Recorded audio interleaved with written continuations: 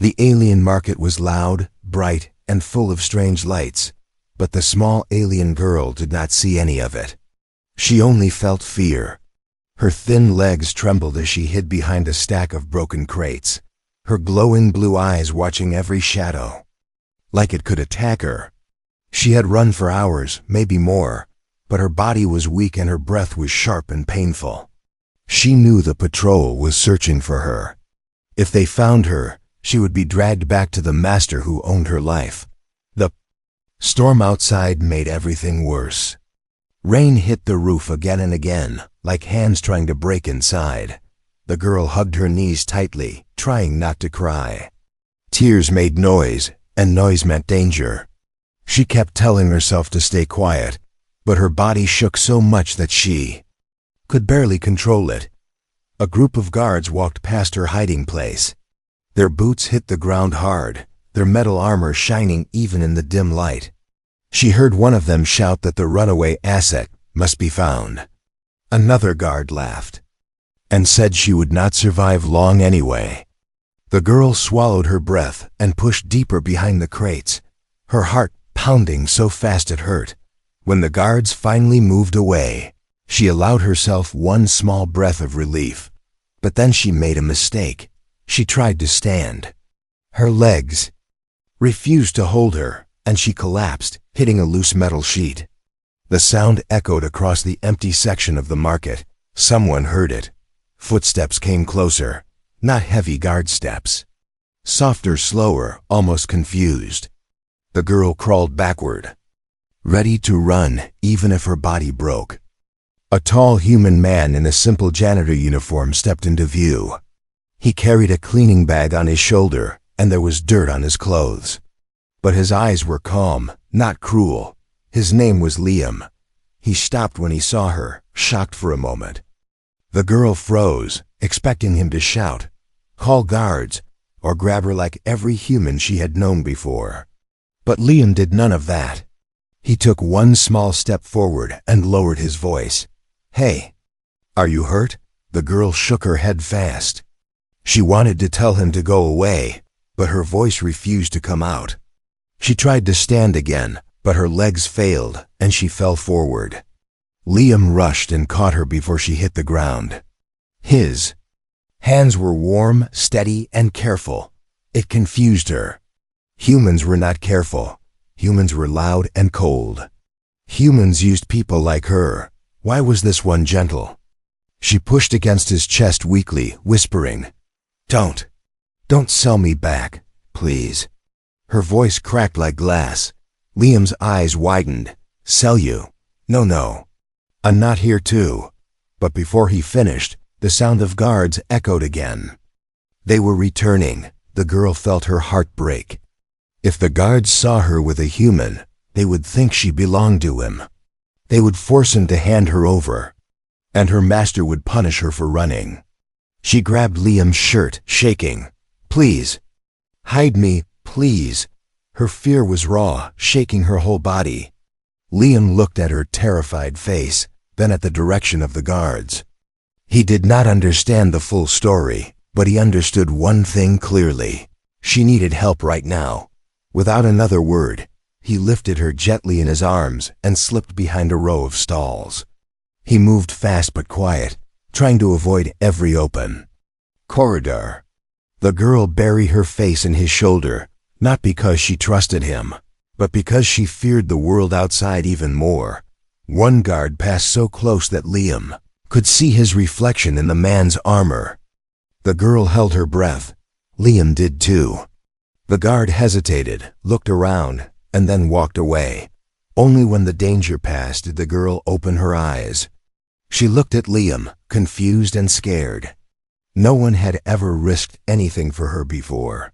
Her voice was small, shaking, almost broken. You saved me, human. What do you want from me? Liam had no answer.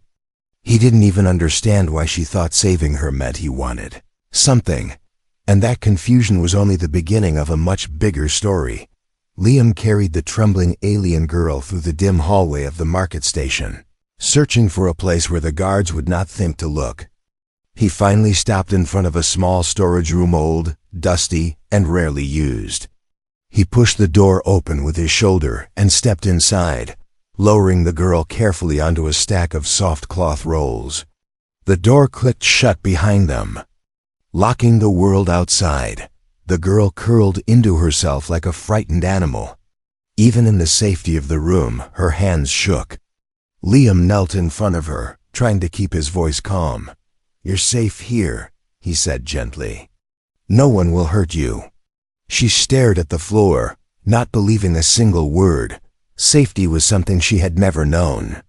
Words of comfort felt like lies because kindness always came with a hidden price.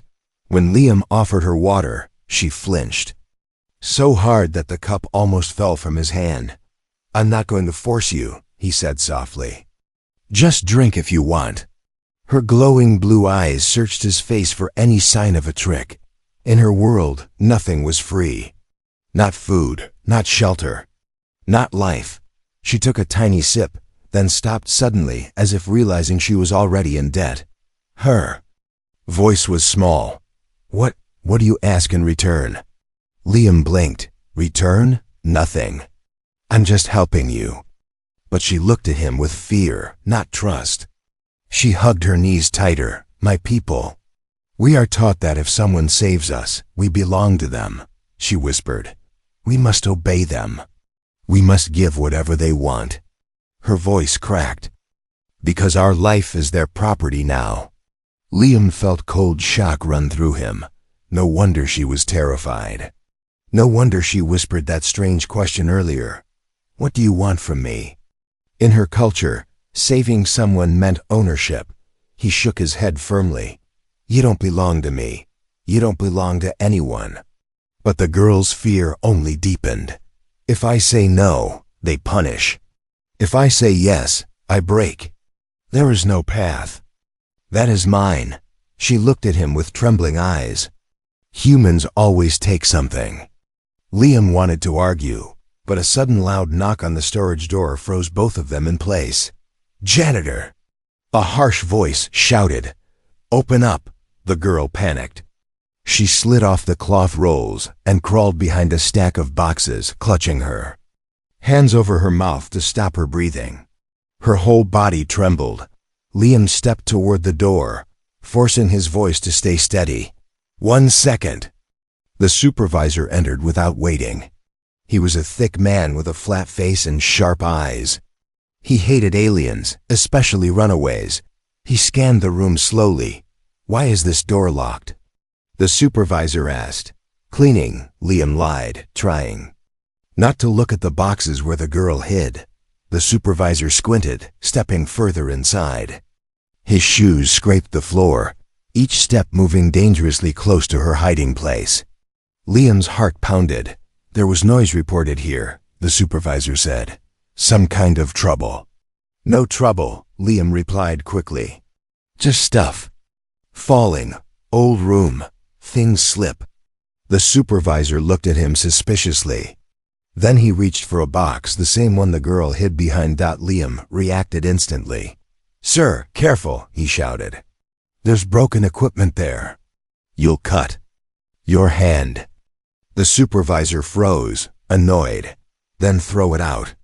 "I will," Liam said, "but I need time. Some parts are sharp." The man grumbled, pulled his hand back and stepped away. For a full minute, he searched the room with his cold eyes. The girl trembled silently, only inches from discovery. Liam prayed the glow of her eyes didn't leak through the cracks. Finally, the supervisor turned toward the door. "Finish quickly. And report if you see anything strange." "I will," Liam said. The door slammed shut and the footsteps faded. The girl slid out from behind the boxes, shaking so hard she almost collapsed. Her eyes were wet, but not from sadness. She was terrified she had caused trouble for him. "You'll be punished because of me," she whispered. "No," Liam said firmly, kneeling beside her. "You didn't do anything wrong." She shook her head. "You saved me from the guards. You hid me. My people say this means my life belongs to you now." I don't understand you. She looked lost. What do humans want from someone like me? Liam exhaled slowly. Maybe, he said. Softly, we just want you to be safe. But she didn't believe safety could exist. Not in her world. Not yet. The storage room stayed quiet after the supervisor left, but the alien girl did not feel safe. She sat on the floor with her arms wrapped tightly around her knees, her eyes fixed on Liam as if he were a puzzle she could not solve. Every breath she took trembled. Every sound made her jump. Liam stayed near the door, giving her space. He noticed how she watched him with fear, but also something else, confusion. She kept waiting for a command that never came. Do you have a name? He asked gently. She lowered her head. Names are given by masters, she whispered. I do not have one anymore. Liam's heart tightened. Then you can choose. One now. Her eyes widened as if he had spoken something impossible. Choose? Me? I cannot. I'm not allowed. You are allowed now, he said softly. But she shook her head, terrified at the idea of choosing anything for herself. She had lived her whole life being told what to do. Freedom felt dangerous. Freedom felt like another trap. After a long silence, she whispered, Master will punish you if they find me. You should give me back. That is what humans do. Her voice cracked. You do not have to be kind. I'm not giving you back, Liam said firmly. She stared at him like he was speaking a new language. In her world, kindness always ended in debt, and debt always ended in suffering. She believed every good gesture must be repaid. And because Liam had saved her life, she now believed she owed him everything she had, even her freedom. She suddenly stood up on unsteady legs and bowed deeply, the way she had been trained. Her hands shook, but she kept her head low. You saved my life, she said. So my life is yours. Tell me what you want. Tell me how to serve you. Liam stepped back, shocked. No, please don't do that. You don't owe me anything. She lifted her head slowly, confused tears filling her eyes. If I owe nothing, then why did you save me? Why would a human protect someone like me? Before Liam could answer, the storage room lights flickered. A cold announcement echoed through the station. Security notice. All personnel report sightings of a runaway female alien. Dangerous. Property of House Vesker. The girl's entire body collapsed into fear. House Vesker. Her former master. Liam saw the way her breath stopped, the way her shoulders shook, the way her eyes went empty. She wasn't just scared, she was broken. We need to move, Liam said. They're searching the area. She followed him without question. Not because she trusted him, but because she believed she must obey him. Now. She walked a few steps behind him, silent and small. Her glowing eyes lowered like a child waiting for punishment. As they left the storage room, a pair of aliens at the corner noticed them. Their eyes narrowed. One whispered, Is that the runaway? The other replied, The human must be hiding her. Then they hurried down the corridor. Liam felt a cold weight in his stomach. Trouble was growing fast. He led the girl into a maintenance tunnel where few people walked. Pipes hissed above them, and the floor vibrated from the engines below. The girl followed closely, her hands held together like she expected chains to appear at any moment. Why do you walk behind me? Liam asked gently. She looked away. It is the place of someone who owes a life debt. You don't owe me anything, Liam repeated. She hesitated before whispering. But you risked your life for me. You fought the guards with silence.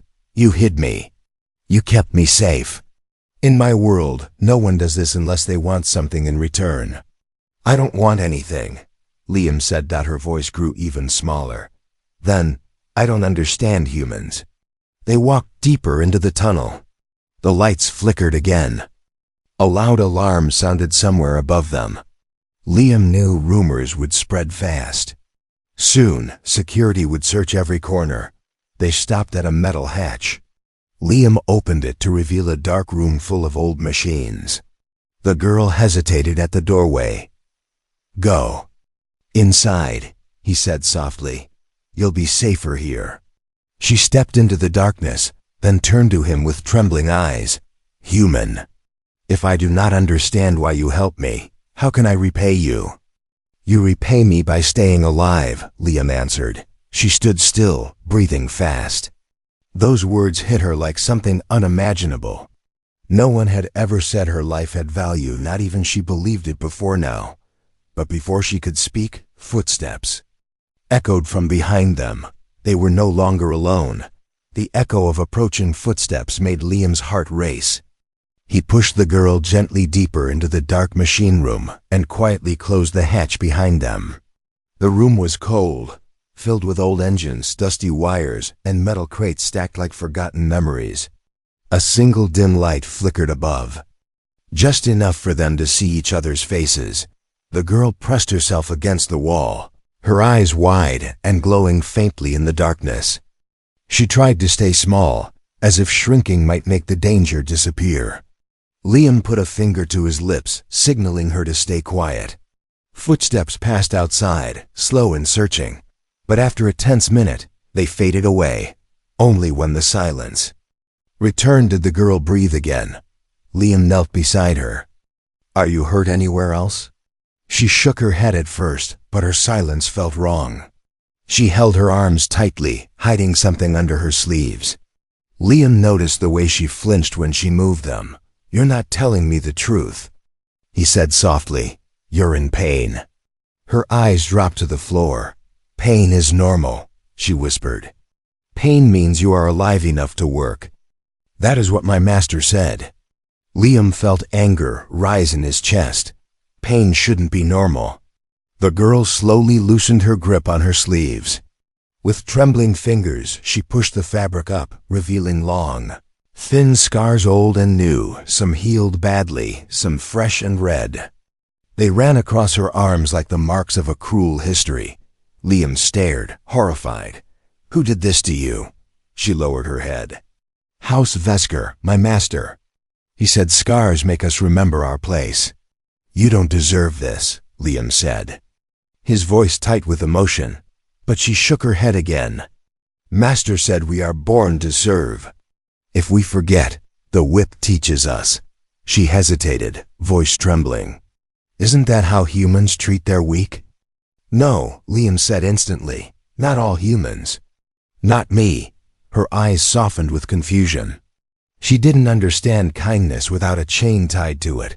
A sudden alarm echoed above them. A cold mechanical voice filled the air. "Attention. House Vesker representative arriving. All security units prepare for search expansion." The girl gasped and stumbled backward until she hit a metal crate. Her breathing turned fast and shallow. "He is here," she whispered. "My master is here. He will take me. He will punish you. He never loses what he owns." Liam stepped closer. "He doesn't own you." "He does," she said with hollow certainty. "He bought me when I was young. My life is written under his name." "Then we'll rewrite it," Liam said. She looked at him like the idea was impossible. Her whole world was built on ownership and obedience. She didn't know how to imagine freedom. Suddenly, footsteps thundered right above their room, shaking the ceiling. Loud voices barked orders. The girl covered her mouth to stop a scream. Liam moved to the side of the room, searching for another exit, but the machines blocked everything except the hatch they came from. They were trapped. Liam turned back to her. "Listen to me. I will protect you, but you have to trust me." "Trust?" she whispered. "Trust is forbidden. Trust makes you weak." "Then let me be weak with you," Liam said gently. She stared at him, stunned by the strange kindness in his words. Another noise made both of them freeze. The hatch handle moved slightly, as if someone was testing it. The girl grabbed Liam's sleeve, shaking violently. "They found us," she whispered. The handle moved again, louder this time. Shadows fell through the thin crack under the door. Someone outside whispered, "Check every room. The runaway is close." Liam tightened his grip on the mop handle he carried, his only weapon. The girl pressed herself behind him, terrified, expecting him to hand her over like everyone else always did. But Liam stood firm in front of her. "If they open that door," he said quietly, "I will not let them take you." The girl felt something, knew something she had never felt before. It wasn't safety, not yet. It wasn't trust, not fully.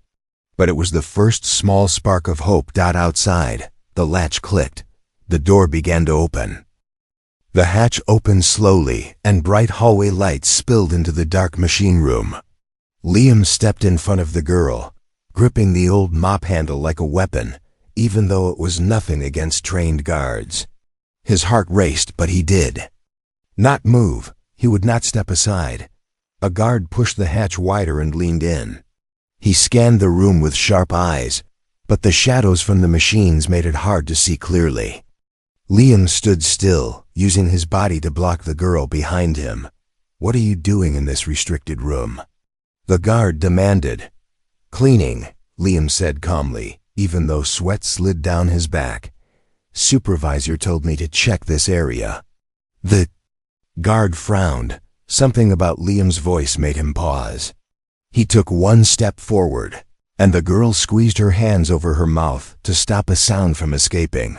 The guard's eyes moved toward the machines, toward her hiding place. Liam reacted instantly. "Sir," he said loudly, "the air filter in the corner is leaking. If it breaks, the whole section will fill with smoke. I need clearance to shut it down." The guard turned his head for a second, just long enough. Liam kicked the hatch shut with all his strength. The guard shouted and tried to force it open again. But Liam grabbed a heavy metal pipe and jammed it between the floor and the handle. The lock strained, but it held for now. "Run!" Liam shouted. The girl didn't think. She only followed him. Fear pushed her legs forward as Liam guided her through a narrow gap behind the machines. A hidden maintenance tunnel opened on the other side. Dusty and dark. Voices outside grew louder. "Break the door! Search every room!" Liam pulled the girl into the tunnel, and they ran. The air was heavy with dust. Pipes hissed, lights flickered. The girl's breathing came fast and sharp. "Liam," she whispered, "they will catch us." "Not if we keep moving," he said. Behind them, metal cracked. The guards had broken into the machine room. Boots slammed on the floor. Shouts echoed through the walls. "They're close," Liam said. The tunnel opened into a wider corridor. Alarms flashed red along the ceiling, warning everyone of a security emergency. The girl stumbled with fear, almost falling, but Liam caught her arm and pulled her forward. She looked at him with wild, confused eyes. "Why do you hold me? Why do you help me? I owe you nothing more." "You don't owe me anything at all," he answered. "That's why I'm helping you." The girl didn't understand. She had no space in her mind for this kind of kindness. But she had no time to argue. Heavy footsteps echoed behind them, growing louder. "Go left," Liam said, pointing. They turned sharply into a long metal walkway overlooking the lower engine floors. The area was almost empty except for the hum of machines far below. The girl hesitated when she saw the height. The walkway had gaps, broken rails, and shaking panels. "It's unsafe," she whispered. "It's our only path." She trusted his voice more than the floor beneath her feet. They ran across the walkway, every step making the old metal creak. Dangerously. When they reached the middle, a shout rang out from behind them. "There they are!" Guards appeared at the entrance of the walkway. Blasters hummed as they powered up. The girl froze, terror taking over her body. Liam stepped in front of her again. "Keep going," he said. "They'll shoot," she whispered. "Then we move faster." He grabbed her hand, not in control, not in command, but in protection, and pulled her forward. A blaster shot hit the railing beside them, sending sparks in all directions. The girl screamed, covering her head. Liam shielded her as they ran. Another shot missed them by inches. At the end of the walkway, Liam pushed open a small emergency hatch. It led into an engine ventilation zone, hot, loud, but full of places. "To hide, hurry," he said. The girl crawled through the hatch and Liam followed. He shut it behind them just as guards reached the walkway. Inside, the heat pressed against them, but the noise of the machines helped cover their movements. They climbed down metal ladders, crawled through vents, and slipped between pipes. The girl was weak, shaking, exhausted, but she kept going. At last, they reached a quieter tunnel where the sound of engines faded. The girl collapsed to her knees, breathing hard. Liam knelt beside her. "You're safe for now," he said softly. Tears filled her glowing eyes. They were not only tears of fear, but something else too. "Human," she whispered. "Why do you stay with me? Why do you fight for me?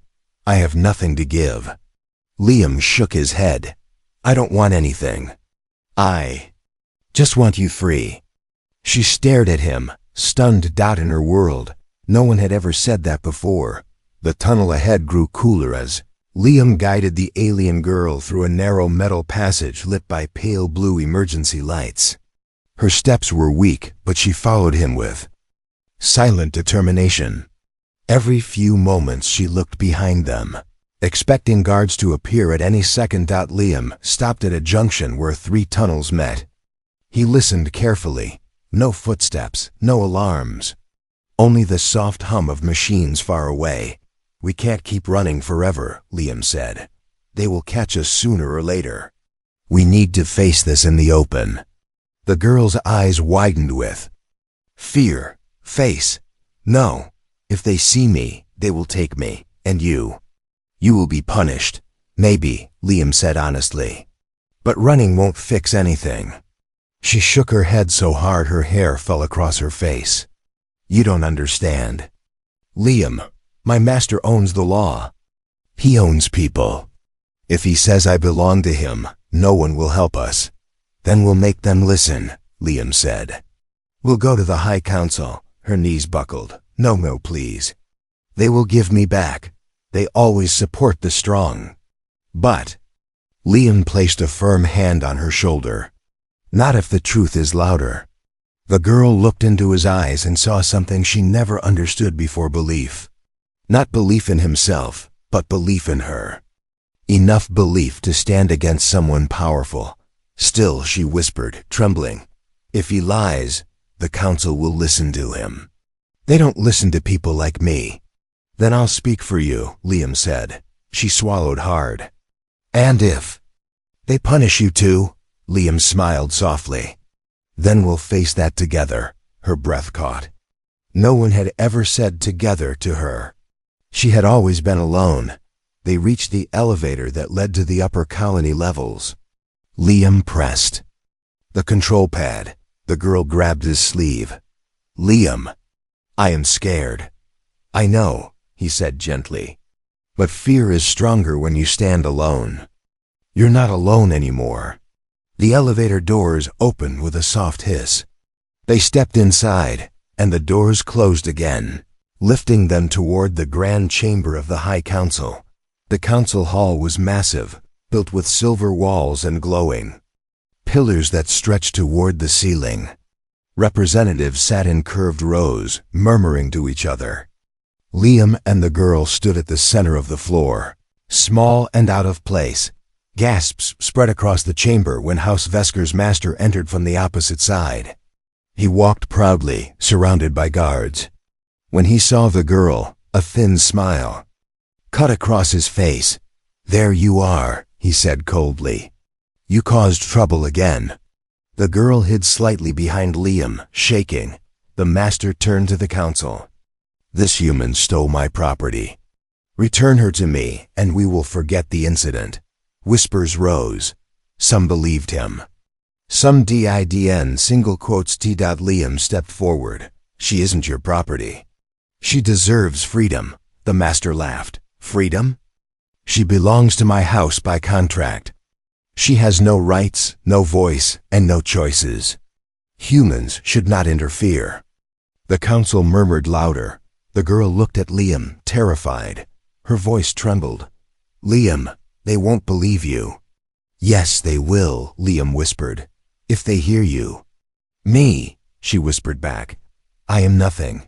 Not anymore. Liam stepped aside, giving her space. The girl stood frozen. Her hands shook. Her voice was lost in her throat.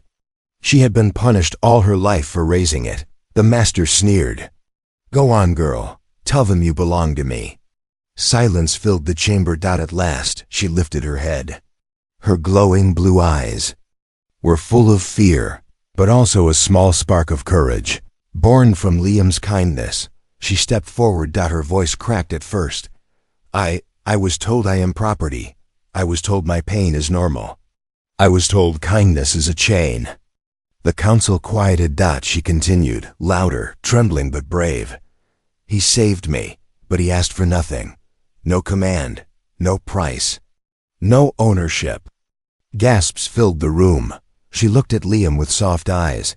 The human gave me freedom, even when I did not know how to be free. The master's face twisted with anger. Lies! But the girl raised her voice again, stronger than before. If he wanted control, he could have taken it. He did not. He protected me when no one else did. The council chamber fell into deep silence. For the first time, the girl felt her words mattered. For the first time, the colony listened. The council chamber remained silent for a long moment after the girl finished speaking. Her voice still trembled, but her words echoed through the room with a strength she never knew she had. Council members whispered among themselves, their eyes shifting between the terrified alien girl and the furious master of House Vesker. The master stepped forward, his voice sharp and confident. This is nonsense. She is property. A runaway. Her words have no weight. The human manipulated her. He's the criminal here. But something had changed. The girl was no longer hiding behind Liam. She stood beside him, now shaking, yes, but standing. Liam looked at her with quiet pride. He had seen the spark inside her grow into courage right in front of him. A council member raised a hand for silence. We will review the evidence, she said. Before that, we must hear from both parties. The master smiled coldly. You already have, but another council member interrupted. We also heard her. Her testimony is valid. The colony's laws protect all workers and refugees, regardless of status. If abuse occurred, it is our duty to act. The master's smile disappeared. Another member stood. Bring forth her records. A holographic screen lit up with daily employment logs, injury reports, movement trackers. Many entries were missing or violently edited. Others showed clear signs of forced labor. A few files even indicated disciplinary actions, marked with red warnings that made the council exchange uneasy glances. Then came footage, grainy but clear enough. It showed guards dragging aliens through corridors, punishments carried out, the master signing orders. The girl closed her eyes, shaking at the memories. Liam gently touched her arm, not grabbing, not guiding, only reminding her she wasn't alone. The hall grew heavy. Finally, the highest council member spoke. House Vesker has violated multiple labor rights. The girl is not property. She is under our protection. A wave of whispers filled the room. The master stepped forward angrily. This is unacceptable. She belongs to my house.